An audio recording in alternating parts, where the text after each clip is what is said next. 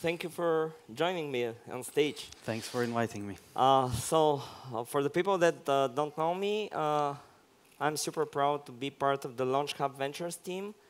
We invest in seed companies out of Sofia, Bulgaria. We invest in Central and Eastern Europe.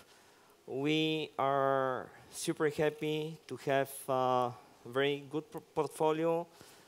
We were actually investors in the previous speaker, Sinexio, and we were super smart or super lucky to invest in Jani's company, which turned out to be a super success story. The company is called Economy. They have raised back in 2016 about 250,000 Ether and about more than 5,000 Bitcoins, which by today's money is about $200 million or something. A bit more. 150, more than 250. And we were leading the rounds back in 2014 and 2015. And out of the people that we see, it turned out that we were super early. So we started in 2014 investing, but you were also participating in the ICO of Ethereum, which was when? 2013? 2014. 2014, okay. Like a super small remark to Steve's comment, if you want to be successful, maybe it's a good way to find a good advisor. And for me, actually, that good advisor in blockchain investments was Jani, who helped me understand what Ethereum is all about and get early on into that. So once again, thank you very much for being on stage. Do you have anything to add, or maybe you can share a bit of what Economy does? Yeah, I might start like at the very beginning of it. So at first of all the blockchain, there was Bitcoin.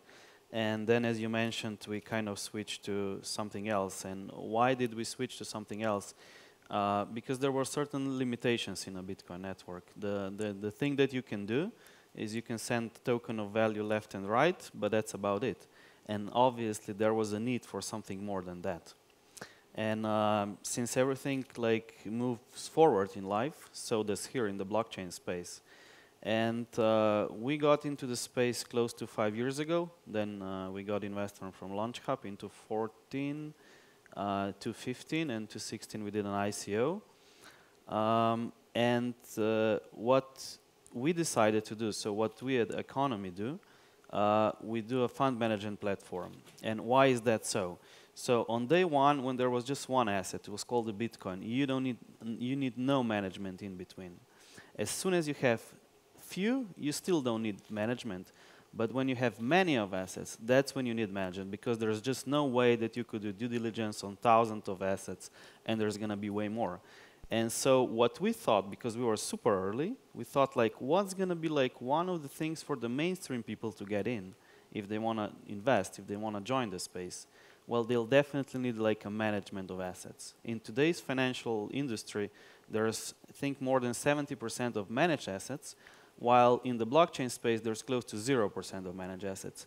What's going to be in 5-10 years? Well, we're going to move to like a bunch of managed assets as well, and that's what we do. So we went into this very predictable.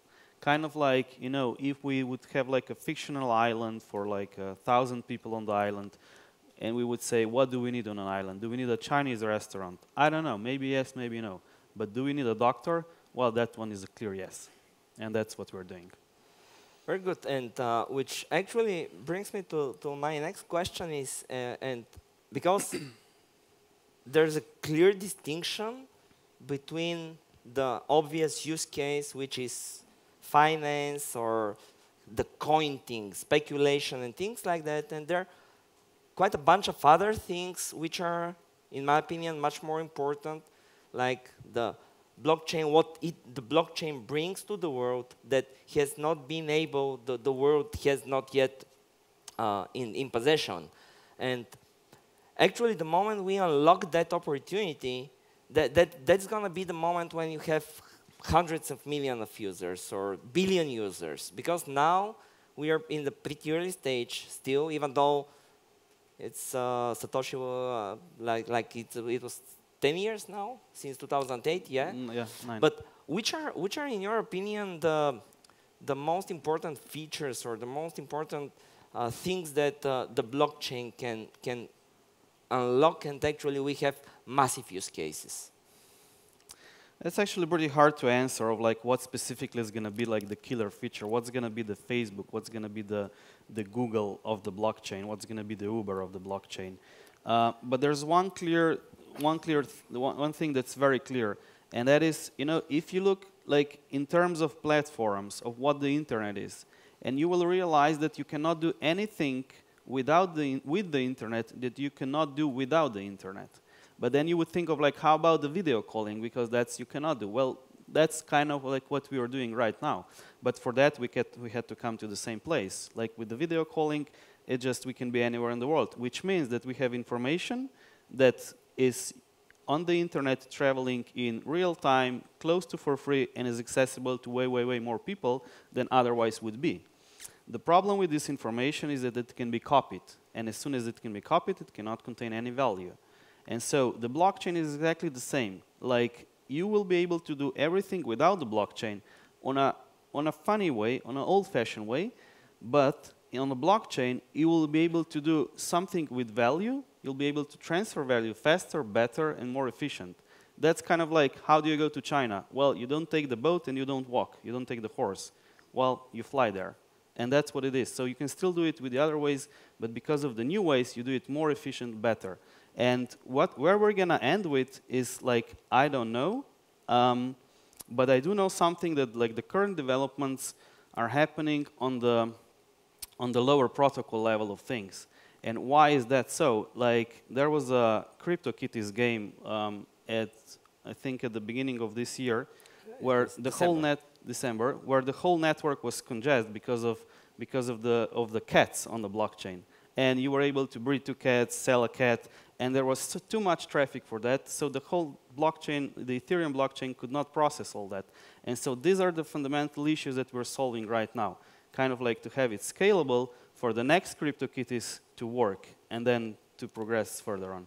Yeah, if I may put the head of a blockchain skeptic, I would say, okay, blockchains are not that fast, blockchains are not that efficient, they cannot scale yet. But if I get the point correctly, your point is that the moment we solve these scalability issues is the moment when we'll have real applications being put on the blockchain, and then we have this consumer layer and built on top of the very foundational levels of the protocols, right? Yeah, in a way that's right, because like the number of transactions that we can do on a blockchain at the moment is very low. And if we're talking of like a mass adoption, if we're talking of hundreds of millions of billions, then we obviously need to scale somehow up, because that's the same. Imagine that we're still on the dial-up. How would the internet look like? Well, way different than it looks today. Absolutely. Tell me, what do you think about again? If we go and see what are the benefits of the blockchain as a value proposition, we have all these ways to bring trust in a very trustless environment. We have all the ways that we don't rely on one single authority or whatever. Which are the other characteristics and features that you find very positive in a way that people can benefit from? So deep down, it's just that. It's like, actually, that's what the Bitcoin proved since 2009, is that you can have a trust decentralized. A decentralized trust, because like, you know, if you would think of societies or like a high trust society versus low trust societies. The high trust societies are like mafia function as a high trust society. There's no contracts, there's nothing. You don't need to sign, everything works. However, that doesn't scale. While we live in a low-trust society, we have contracts for everything. And why does this scale? Because like two foreigners can make a contract and something goes wrong, we have a central institution that's going to enforce whatever the resolution is going to be. Well, the blockchain is actually bringing both sides, best of the both sides together. And the application of that yet again, now we're back to like services of what's going to come out. I assume like, I would say the thing that I see on the horizon is going to be the tokenization of things. And what is that tokenization of things? If you think now, what is tokenized today? What is something that like many people can own today? It's actually the publicly listed companies. And like it's pretty easy to change the ownership in that. Can we do that with the apartments? Like usually the apartments are owned by one or two people. The car is usually owned by one people. And if you would compare the value of those companies, of the things mentioned, you would see that the companies publicly listed are value a lot, and that's why they have that. And while the like apartments are valued at like few 100K on average, and the cars on few 10K on average. And when you bring like the technology that enables to do something like more efficient as the blockchain will, that's when you drop that down. And what applications will that bring? Bunch of. You moved me to Ethereum in 2016, but let's assume that I'm a newbie and I have done nothing on the blockchain. Is it a good way, is it a good time for me to start learning? Because what I'm constantly seeing is that people think that because of this price appreciation, and they say, okay, I'm late to the party and things like that. If I'm to start thinking about blockchain and learning about blockchain, what is the best way to do? Is it a good way to, let's say, buy a Ether and transact with someone, or what is the way, how you can convince me to get into that thing? Yeah, it's kind of like an investment advice, so I won't say anything. Though I will say something, it's definitely good if you get exposed yourself financially, even if it's like small amount, 10 euros would do, because you would think much more of that than if you're exposed to like zero to do it. But what to do? Yeah, definitely to learn, because you know, I think it's the blockchains are the next paradigm. If you would look back after the Second World War, there's a new paradigm that comes out every 20 years on average. So we started with the semiconductors, then someone put them together and built some PCs, which were a huge thing. Then someone connected few pieces together, which became the internet. And if we say that the internet kind of started like in the second half of the 90s, effectively, technically it started way before, I think we're now getting to the stage where this fits like even from the philosophical point of view in like timeline-wise into the next paradigm. So don't miss that out. Let me hear it once again. So it's a good time to start learning about blockchains and to start thinking what the application of the blockchains on the real life use cases is gonna be. So for everybody in the audience, start thinking and learning about the blockchain. And still, even Slovenia, which is one of the mostly, I would say, you have about 5% of the population that has something to do with blockchain, and they own some kind of. Now it's actually 10%. Even 10, yeah. Okay.